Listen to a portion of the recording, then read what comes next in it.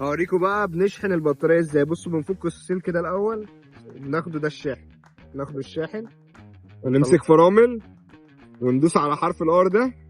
تمام، ادي كده ايه ريفيرس. بصوا بقى احنا كده ايه بنرجع بنسوق بظهرنا. فبقى ده الحلو ايه، ده الحلو في الاسكوترات. تعمل ايه كده يا باشا في الزحمة، ده احلى حاجة بقى في الاسكوترات يا باشا. كل الناس واقفة. انا جه في دماغي ان ابدا لكم فيديو مختلف. انا هاخد سكوتر كهرباء هتحرك بيه من التجمع لحد المهندسين ونشوف هيودينا ولا لا. الفكره ان هو كمان مش مشحون للاخر. دي بقى يعني دي الفكره، فهنجربه هيطلع عملي ولا لا. هو السكوتر اللي احنا بنتحرك بيه ده السكوتر الكهرباء بتاعنا. بصوا هو الشحن فيه مش للاخر، هو ناقص 3 شرط، لان انا جيت بيه يعني شحنته في المهندسين وجيت بيه التجمع. فهنركب ال اسمه ايه ده، هنركب الهولدر علشان اوريكم جزء من الطريق. ركبنا الهولدر كله زي الفل. المشكله ان انا ما بمشيش، يعني عمري ما جربت ايه اصور فيديو بهولدر كده. مش عارف بقى الناس هتبص ازاي، بس مش مهم الناس. السكوتر ده في ميزه ان هو في ايه، في مثبت سرعه، اقصى سرعه عليه 50.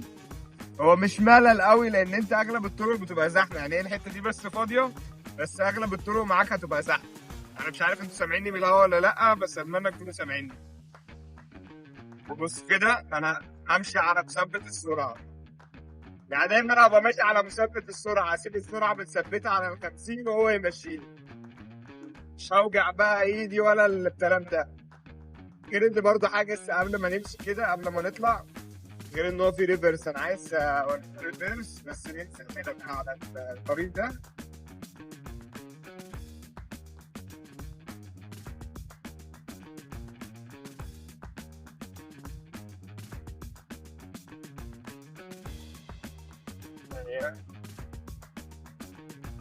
بص بقى، بص بقى هو في ريفرس. نمسك فرامل وندوس على حرف الار ده. تمام، ادي كده ايه ريفرس. بصوا بقى احنا كده ايه بنرجع بنسوق بظهرنا.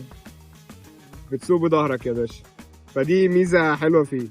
فيلا بينا ايه من المهندسين للتجمع، ويلا بينا في الطريق بقى ايه لما نوصل هناك. هقول لكم احنا البطاريه بقى فيها قد ايه.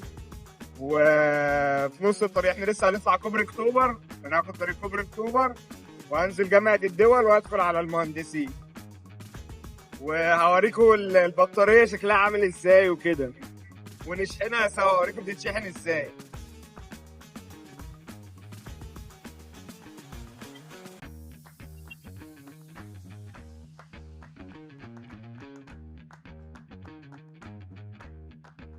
كده طلعنا كوبري اكتوبر. مش عارف انتوا سامعيني ولا لا، بس احنا طلعنا كوبري اكتوبر اهو. لسه مكملين. المشكله ان طول الطريق الهواء عكس الاتجاه بتاعنا. كده نمسك بقى الايه علشان ايه اليوم نكمل بقى. يبقى ده الحلو ايه، ده الحلو في الاسكوترات. تعمل ايه كده يا باشا في الزحمه، ده احلى حاجه بقى في الاسكوترات يا باشا. كل الناس واقفه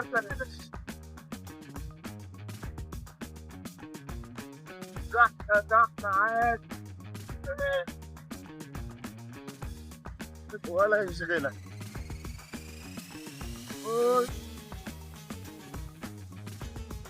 يا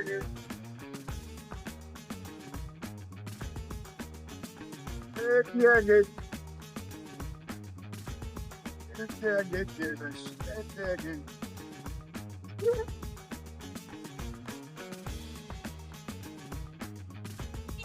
خلي بالنا بقى من الحاجات الكبيره دي الواحد يلا نعملها. ايوه كمان ايه كمان كده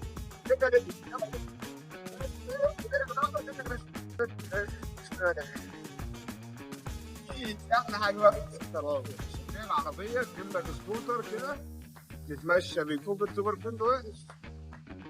ادي بقى احنا ايه ندي كده، ادي كده يا باشا، ادي كده وش كده، وش كده، ادي كده.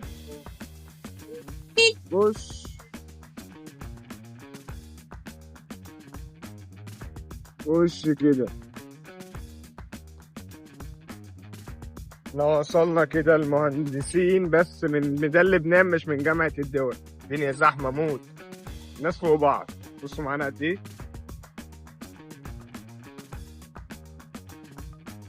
لسه معانا.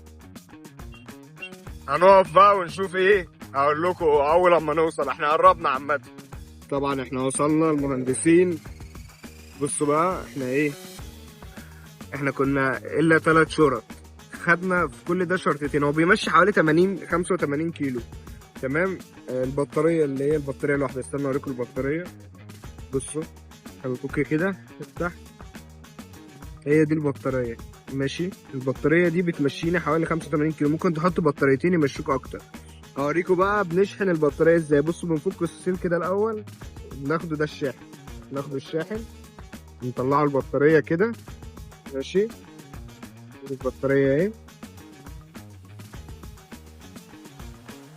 بنقفل طبعا مكاننا، نقفل كده نقفل المفتاح. واحنا عندنا طبعا تصوير في المهندسين. تصوير. طبعا احنا عندنا تصوير موتوسيكلات النهارده. بصوا بقى هنشحن ازاي. بنجيب ده، ادي الفيشه بتاعتنا اهي. تمام. وبعد كده ايه، بصوا هو هنا بينور ايه، بينور اخضر كده ايه، جاهز. نطلع الناحيه اللي بنشحن منها، نحط الايه المدخل، يبدا ينور ايه احمر ان هو ايه بيشحن. وهتلاقوا صوته ايه كده، صوت المروحه اشتغل. بس سيبه يشحن.